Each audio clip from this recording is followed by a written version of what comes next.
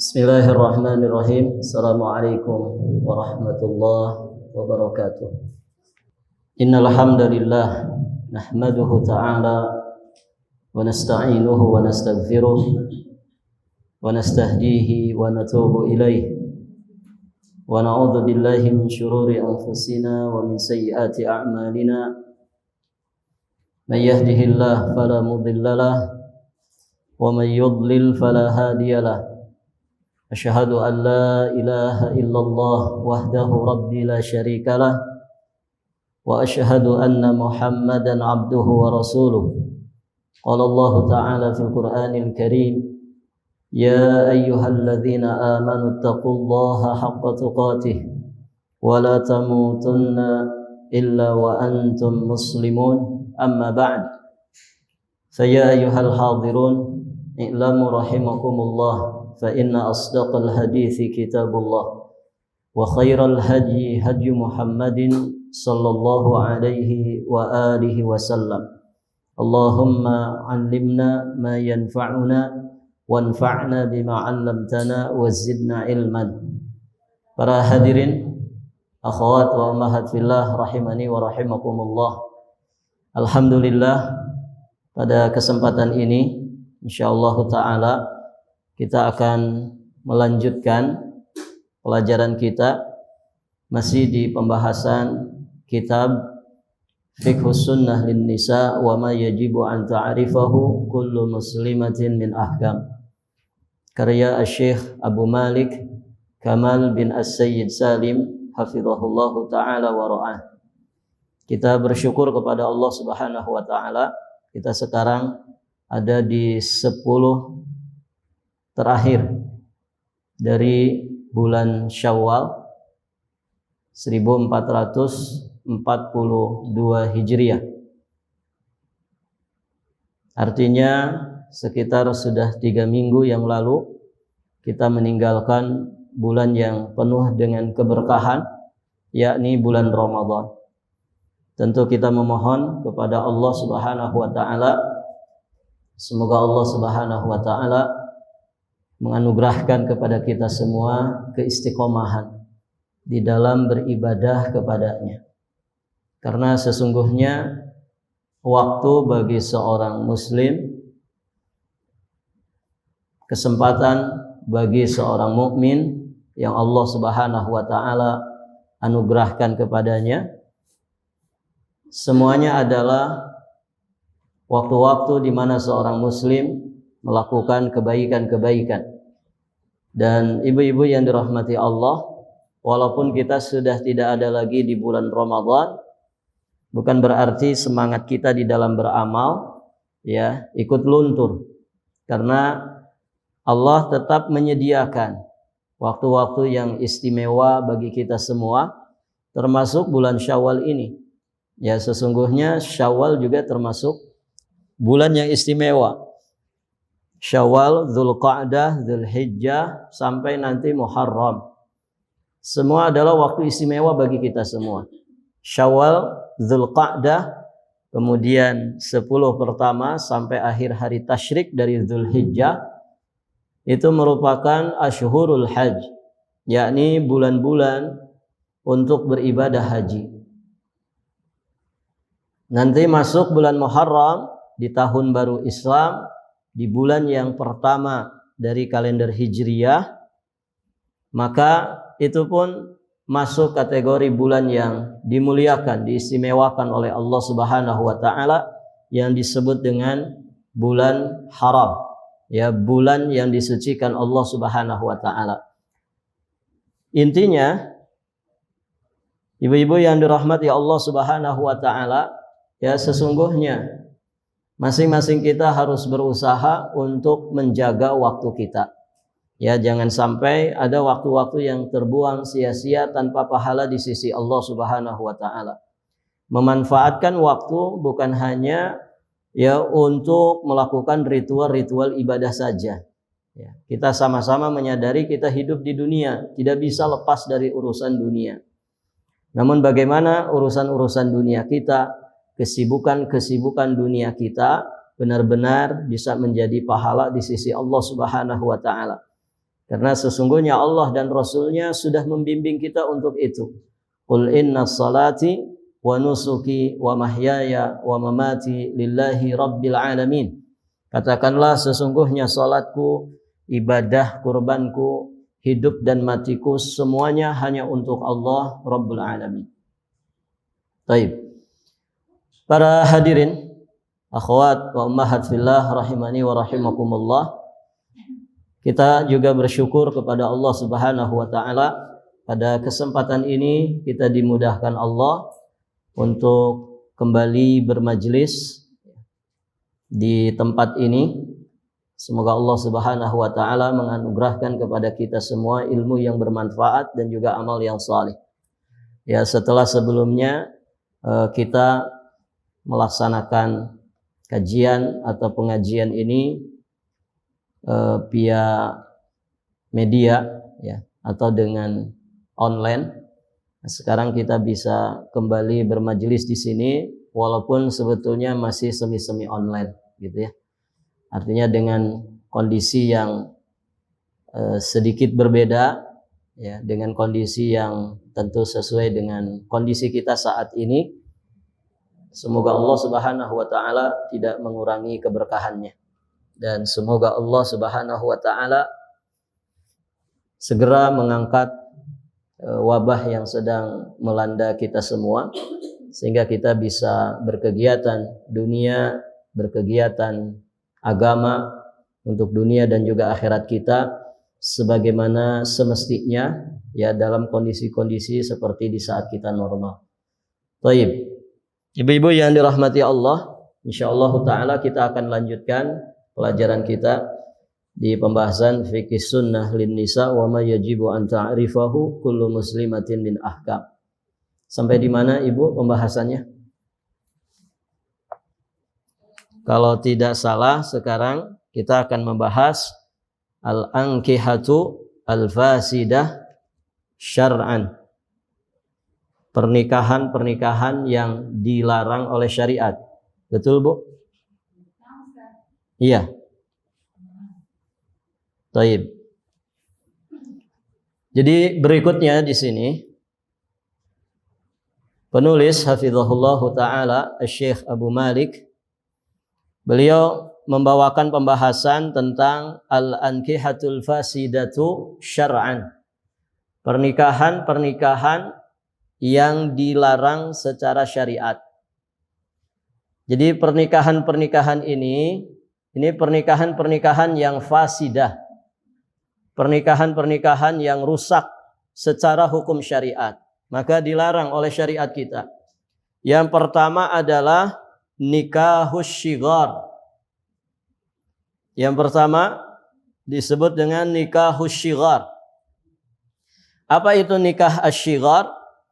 An yuzawwijar rajulu ibnatahu aw ukhtahu aw muliyatahu ala an yuzawwijahu al-akhar ibnatahu aw ukhtahu aw muliyatahu sawa'un kana bainahuma sidaq atau sadaq aw lam yakun.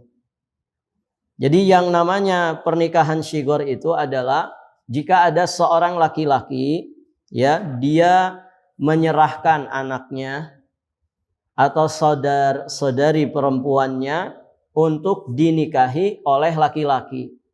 Tapi dengan syarat si laki-laki itu juga menyerahkan anak perempuannya atau saudara perempuannya untuk dia nikahi. Baik dengan shadaq, dengan mahar ataupun tidak. Nah, ini yang disebut dengan nikah syighar. Jelas yang seperti ini hukumnya haram.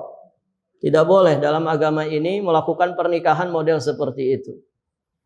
Jadi seorang laki-laki datang kepada seorang laki-laki yang lain. Dia mengatakan, saya serahkan nih putri saya atau adik perempuan, kakak perempuan saya untuk kamu nikahi. Tapi dengan syarat, putrimu juga harus saya nikahi. Begitu. Jadi persyaratannya seperti itu. Jadi nikah syighar ini hukumnya haram. Adanya syarat pertukaran ini yang menjadikan pernikahan tersebut fasidah batilah. Adanya syarat pertukaran inilah yang menjadikan pernikahan itu batal. Pernikahan itu rusak secara syariat. Kenapa demikian? Karena model pernikahan syigor seperti ini tentu akan menimbulkan madarat yang sangat besar. Ada banyak sekali madarat ya ketika pernikahan seperti ini dilangsungkan.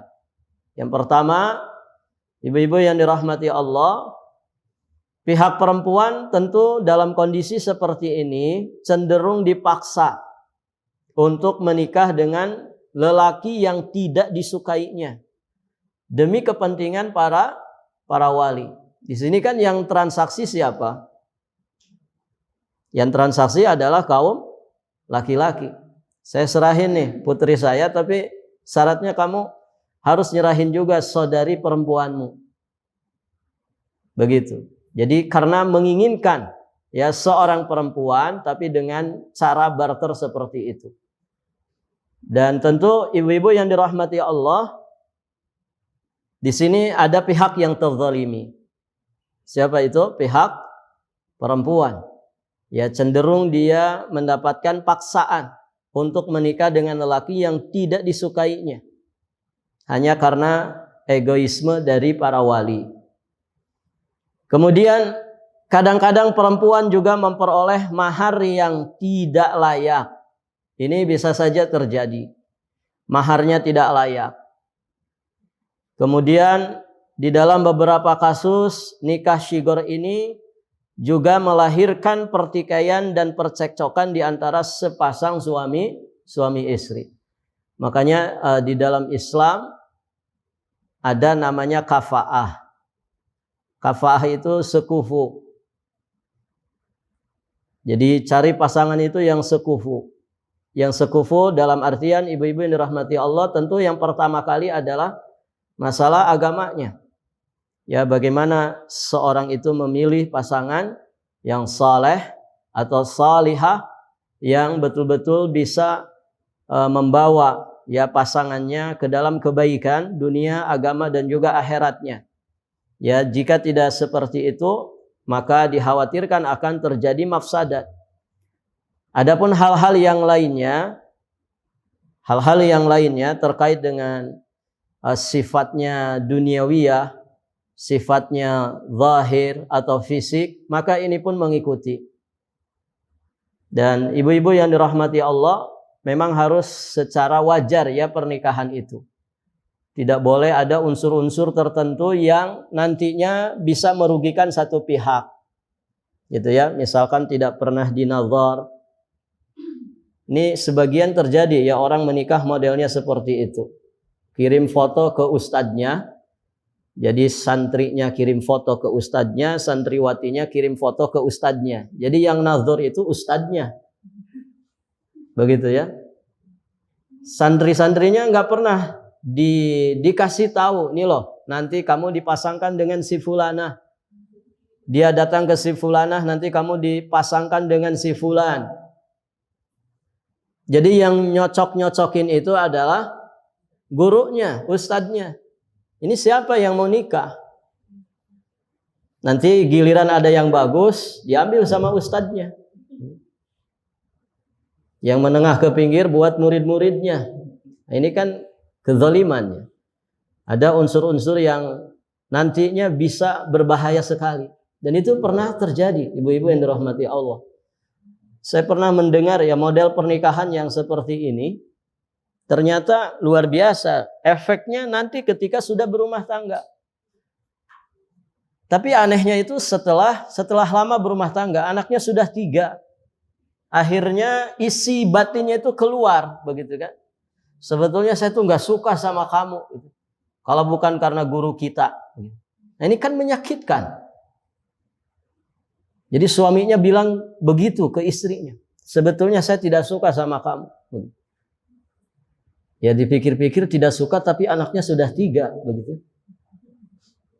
Nah ini ibu-ibu yang dirahmati Allah, pernikahan-pernikahan yang seperti ini tentu tidak sewajarnya. Maka madarat seperti ini bisa terjadi pada pernikahan model yang seperti ini, yakni pernikahan asy-syighar. Jadi akan ada kondisi di mana nantinya rumah tangganya itu tidak bisa harmonis. Ada pertikaian, ada percekcokan di antara sepasang suami istri. Dan tentu kata beliau di sini itu barangkali merupakan hukuman yang ditimpakan Allah Subhanahu wa taala kepada para pelaku nikah syighar di dunia ini. Taib, ibu-ibu yang dirahmati Allah, sahabat yang mulia Abi Hurairah radhiyallahu taala anhu meriwayatkan bahwa Rasulullah sallallahu alaihi wasallam melarang nikah syighar. Menurutnya nikah syighar terjadi ketika seseorang mengucapkan, nikahkanlah anak perempuanmu denganku dan aku kunikahkan anak perempuanku denganmu. Atau dia mengatakan, nikahkanlah saudara perempuanmu dengan diriku, maka aku akan nikahkan saudari perempuanku denganmu. Nabi secara tegas menyatakan, la syighara fil Islam. Tidak ada nikah syighar di dalam Islam. Tidak ada nikah syighar di dalam Islam. Ini menunjukkan larangan dari Nabi SAW. Maka kita sebagai Muslim, pengikut Nabi Muhammad SAW, sami'na wa ata'na. Jangan melakukan pernikahan model seperti ini. Menetapkan syarat tertentu dalam pernikahan ini tentu tidak sesuai dengan tuntunan Al-Qur'anul Karim. Nabi SAW juga bersabda, "Man ishtarata syartan laisa fi kitabillah fahuwa batil." Barang siapa yang mensyaratkan sesuatu yang tidak terdapat di dalam Al-Qur'an, wa inishtarata mi'ata syartin, maka syarat itu batil. Syarat tersebut itu batal. Meskipun dia menetapkan 100 syarat. Jadi syarat yang tidak sesuai dengan kitab Allah ini batal. Kemudian wa in ishtarata mi'ata syartin syartullahi ahaqqu wa awsaq. Walaupun dia menetapkan 100 syarat, ini semuanya dianggap batal. Hanya syarat yang telah ditetapkan Allah lah yang paling layak untuk dipercaya dan juga dijalankan. Baik, ibu-ibu yang dirahmati Allah, pernah dengar nggak ada orang melakukan nikah syighar seperti ini? Mungkin jarang terjadi ya kasus seperti ini di kita, karena memang tidak wajar begitu ya, tidak wajar. Dan biasanya kalau ada model seperti ini pasti ada pihak yang dirugikan. Ada pihak yang dirugikan. Ada pihak yang terzalimi. Nas'alullah al-afwa wal afiyata wassalam. Berikutnya, di antara pernikahan yang dilarang adalah nikah muhallil. Nikah muhallil, yakni jika seorang laki-laki menikahi perempuan yang sudah ditalak 3 setelah dia selesai dari masa iddahnya. Kemudian dia segera menceraikannya supaya perempuan tersebut bisa dinikahi kembali oleh suami pertamanya. Praktek nikah seperti ini disebut dengan nikah muhallil. Ibu yang dirahmati Allah, kalau seseorang punya istri sudah ditalak 3, boleh enggak mantan suaminya balik lagi? Boleh tidak? Tidak boleh. Iya. Kalau sudah selesai masa iddahnya boleh? Tidak boleh, sama. Jadi masa iddah bagi perempuan yang ditalak 3 itu tidak manfaat untuk mantan suaminya. Tidak manfaat. Kenapa? Karena tidak bisa dirujuk lagi. At-talaqu marratani. Tolak yang bisa dirujuk itu adalah 2 kali saja. Kalau sudah ditalak 3, nggak bisa dirujuk lagi. Walaupun masih di masa iddah. Apalagi setelah lewat dari masa iddah. Jadi masa iddah seorang perempuan yang ditalak 3 oleh suaminya, ini tidak bermanfaat bagi suami. Artinya apa? Suami tidak bisa balik lagi. Apakah selama-lamanya tidak bisa balik lagi? Tentu jawabannya tidak. Si mantan suami bisa balik lagi dengan catatan atau dengan syarat si istrinya itu pernah menikah lagi dengan laki-laki yang lain.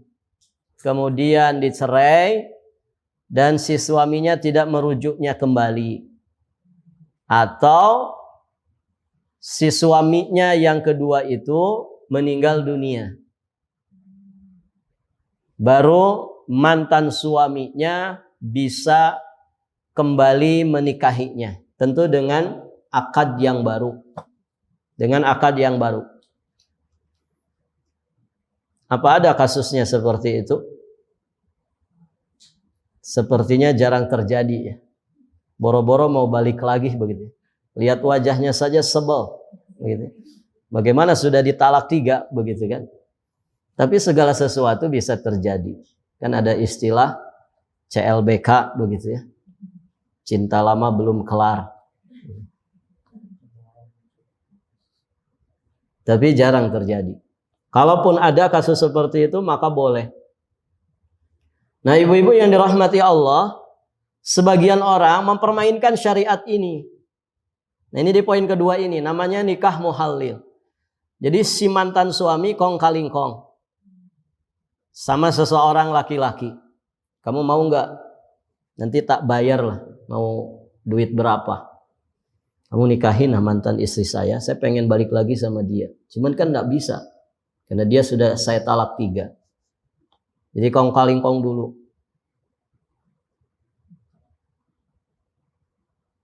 Jadi suruh dinikahi. Ya. Bisa jadi berpesan ya. Awas jangan diapa-apain ya. Pokoknya nikah saja, akad saja. Nanti setelah 3 hari atau setelah berapa hari kamu ceraikan lagi. Biar saya bisa menikahinya lagi. Nah, ini namanya nikah muhallil. Kalau modelnya seperti ini, ibu-ibu yang dirahmati Allah, dua-duanya terlaknat.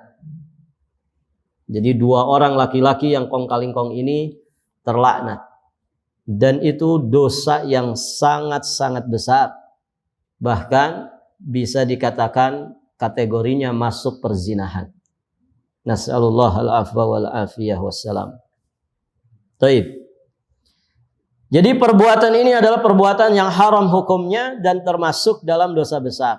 Pelakunya akan dilaknat oleh Allah Subhanahu wa taala.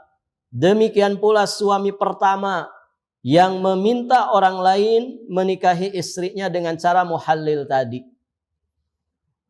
Ibnu Mas'ud radhiyallahu taala anhu meriwayatkan satu riwayat hadis di mana Rasulullah sallallahu alaihi wasallam dinyatakan la'ana Rasulullah sallallahu alaihi wasallam al-muhallila wal muhallala lahu. Rasulullah sallallahu alaihi wasallam melaknat orang yang melakukan nikah muhallil serta melaknat suami yang menyuruh orang itu melakukan nikah muhallil. Umar ibn al-Khattab radhiyallahu ta'ala anhu, beliau berkata, la ufi bimuhallilin wa bimuhallalihi illa rajamtuhuma. Jika aku bertemu dengan orang yang melakukan nikah muhallil, juga suami yang menyuruh orang itu melakukan nikah muhallil, maka pasti akan kurajam keduanya. Pernyataan atau asar dari Umar ibn al-Khattab ini menunjukkan bahwasannya nikah muhallil ini dosa yang terlaknat, dosa yang besar. Ketika Umar ibn al-Khattab mengatakan, aku pasti akan merajam keduanya, menunjukkan bahwasannya perbuatan itu bagian daripada zina. Makanya Ibnu Umar radhiyallahu taala anhuma ditanya tentang nikah muhallil. Apa jawaban beliau? Perbuatan itu sama dengan zina. Dalam konteks nikah muhallil, batal atau tidaknya sebuah pernikahan itu tergantung kepada niat orang yang melakukannya. Jadi yang dihitung adalah niatnya. Jika dia menikah dengan niat untuk menceraikan perempuan yang dinikahinya itu, baik itu atas permintaan suami pertama ataupun tidak, maka pernikahannya itu batal. Nah, ini repotnya ya. Karena kaitannya dengan niat. Sedangkan niat itu tidak nampak. Niat itu tersembunyi di dalam hati. Begitu. Berarti kalau pernikahan wajar, ya tidak ada masalah. Kalau misalkan mantan istri kita yang sudah ditalak 3 itu, dia nikah secara wajar, bukan nikah muhallil. Kemudian suaminya yang baru itu meninggal dunia. Kita datang lagi, ya untuk menikahinya lagi, maka boleh. Karena itu pernikahan yang wajar. Tapi kalau pernikahan muhallil ini pernikahan yang tidak wajar. Karena adanya niat dari si laki-laki yang menikahi mantan istri temannya ini, niat ya untuk menceraikannya supaya temannya bisa menikahinya lagi. Imam Nafi rahimahullahu ta'ala mengisahkan peristiwa berikut ini. Di satu hari seorang lelaki mendatangi Ibnu Umar dan bertanya tentang seorang istri yang ditalak 3 oleh suaminya. Suami ini memiliki saudara laki-laki. Istrinya itu kemudian dinikahi oleh sang saudara tadi dengan niat agar dia bisa dinikahi lagi oleh suaminya. Keputusan itu diambil tanpa perintah ataupun permintaan dari suami pertama. Bolehkah sang istri kembali kepada suami pertamanya setelah dia diceraikan oleh suaminya yang kedua? Ibnu Umar radhiyallahu ta'ala anhuma menjawab tidak. Hanya nikah yang berlangsung wajar yang bisa menghalalkan perempuan tersebut untuk suami pertamanya. Bahkan kata Ibnu Umar, pada zaman Rasulullah Shallallahu Alaihi Wasallam kami menganggap praktek itu sebagai perbuatan zina. Waliyadzubillah. Jadi yang dihitung apanya ini? Niatnya. Niat si laki-laki itu menikahi mantan istrinya itu apa? Mantan istri dari temannya itu. Kalau niatnya karena supaya dia bisa menceraikannya untuk kemudian temannya itu, yakni mantan suaminya itu menikahinya lagi, maka itulah nikah muhallil. Baik atas dasar kong kali kong tadi, atas dasar permintaan dari mantan suaminya, ataupun tidak atas dasar permintaan. Ya. Jadi yang dilihat adalah niat daripada suami baru yang menikahi istri yang ditalak 3 tadi itu. Apa niatnya? Kalau menikahinya menikah yang wajar sebagaimana mestinya, maka tidak ada masalah ketika nanti suaminya meninggal atau ditalak sama suaminya itu, mantan suaminya datang lagi untuk menikahinya lagi. Ini tidak ada masalah. Demikian. Nah, kisah di atas membuktikan bahwa niat suami pertama tidak diperhitungkan dalam soal batal atau tidaknya pernikahan mantan istrinya. Jadi untuk masalah batal dan tidaknya pernikahan mantan istrinya itu, ini patokannya bukan niat mantan suaminya, tapi niat laki-laki yang menikahinya, laki-laki baru yang menikahinya. Begitu. Dia tidak lagi berkuasa atas akad nikah mantan istrinya itu. Kenapa tidak berkuasa, Ibu? Karena bukan siapa-siapanya. Ya kan? Hanya sebatas mantan. Kalau pasangan kan ada mantan ya. Kalau anak ada mantan gak, Ibu? Tidak ada. Siapa ini? Mantan anak. Gak ada mantan anak. Ya, anak darah daging kita. Ada mantan orang tua? Tidak ada. Kalau mantan istri, mantan suami ada. Begitu. Nah, kalau seseorang itu sudah secara hukum syar'i dia bukan suami istri lagi, tidak terikat dengan akad pernikahan lagi, maka statusnya bukan siapa-siapa kita. Statusnya orang lain. Maka kalau mereka berdua-duaan di satu tempat, dengan bahasa lain berkhalwat, itu dosa nggak Ibu? Dosa. Jalan-jalan sama mantan suami begitu. Dengan dalih ngajak anak-anak jalan-jalan. Boleh nggak Ibu? Nggak boleh. Ya. Kenapa? Karena statusnya sudah bukan siapa-siapa lagi. Statusnya sudah bukan siapa-siapa lagi. Dia seperti laki-laki asing lagi bagi mantan istri. Demikian pula mantan istrinya bagi mantan suaminya itu adalah perempuan asing bagi dirinya. Karena tidak ada lagi ikatan di antara mereka berdua. Nah, ini kadang terjadi di sebagian orang, ibu-ibu yang dirahmati Allah. Jadi ketemuan sama mantan suami atau mantan istri. Jajan bareng di kafe gitu. Mobil-mobilan bareng begitu ya. Ini tidak boleh. Karena dua-duanya sudah tidak ada ikatan apapun lagi. Taib. Demikian pula sang perempuan, niatnya itu tidak diperhitungkan dalam kasus tersebut. Karena hak untuk memutuskan bercerai atau mempertahankan ikatan pernikahan itu adalah haknya suami. Hanya dimiliki oleh suami. Hak cerai, hak mempertahankan rumah tangga itu haknya siapa Ibu? Haknya suami. Jadi tidak ada ya istri mencerai suami. Mas, kamu saya ceraikan. Tidak ada. Yang ada itu khulu, ya. Menggugat cerai. Tapi menggugat cerai juga bukan berarti si istri menceraikan suami. Kenapa? Karena yang menceraikan siapa Ibu kalau khulu?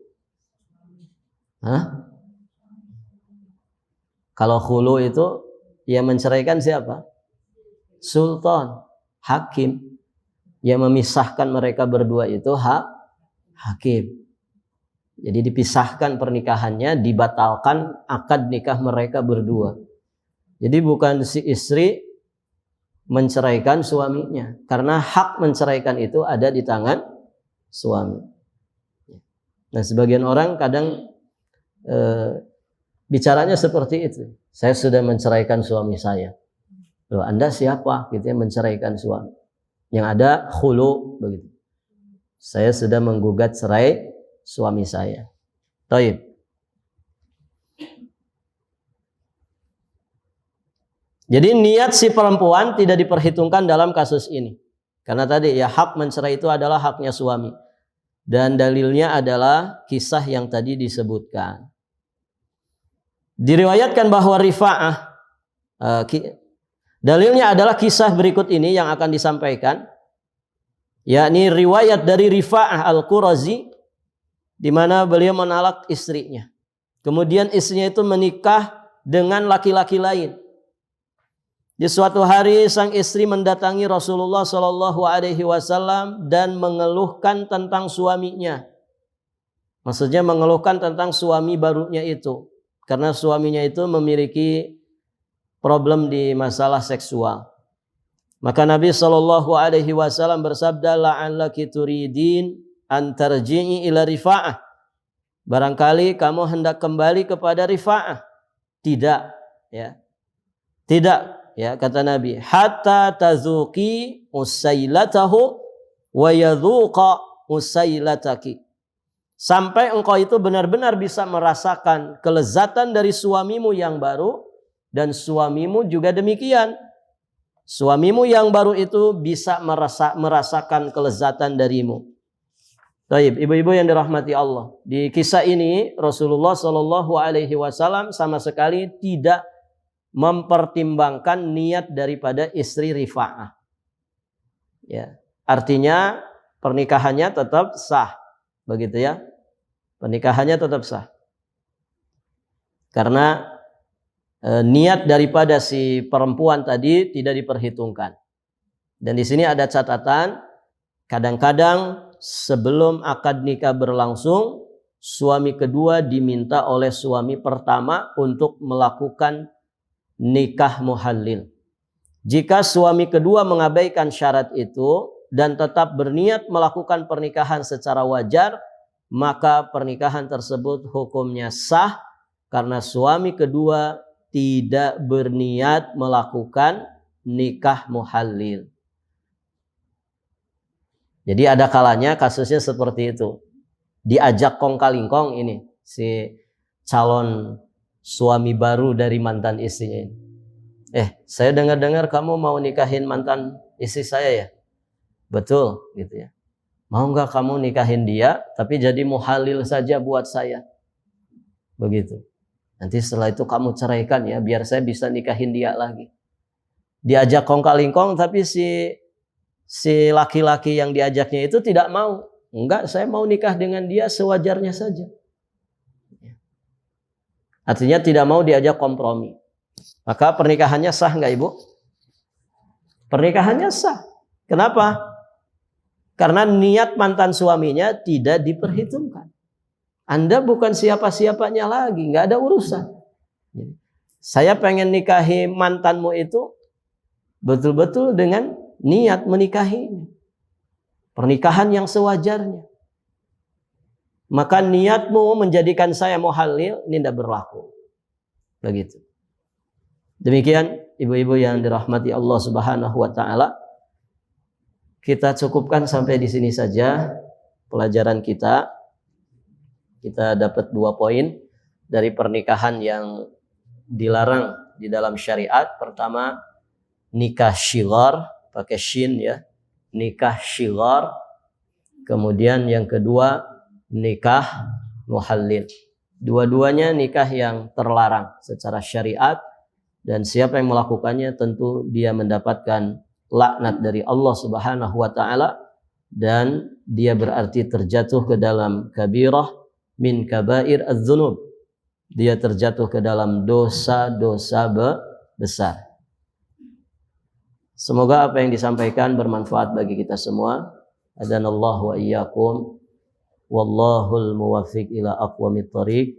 Al-'afwu minkum. Akhiru da'wana alhamdulillahi rabbil alamin.